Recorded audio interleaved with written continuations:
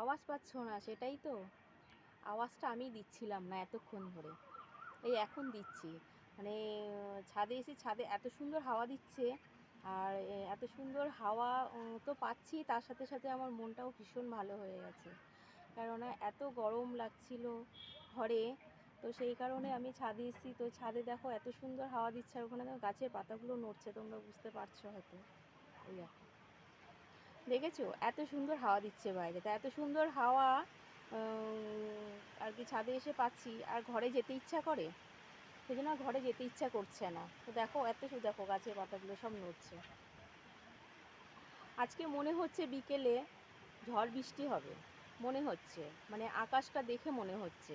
তবে হলে পরে ভীষণ ভালো হবে সবারই, কেননা এত গরম, এত গরম, গরমে সবাই একটু অন্তত মানে একটু স্বস্তি পাবে বৃষ্টিটা হলে পরে। তো বৃষ্টিটা হওয়ার জন্যই অনেকেই আশা করে আছে। তো বৃষ্টিটা হলে পরে বেশ একটু ভালোই হবে আর কি, সবাই বেশ একটু ভালোই। আর এত গরম পড়েছে, এত গরমে সত্যি ভালো লাগে না এত গরম। আমার তো এই গরমকালটা মোটেই ভালো লাগে না। আমার শীতকাল ভীষণ পছন্দ।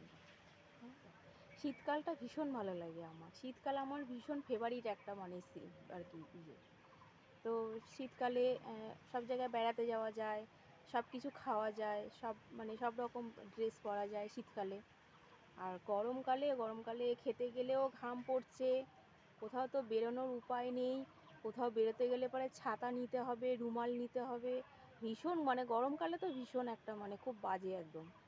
গরমকালে বেরোনো যায় না কোথাও।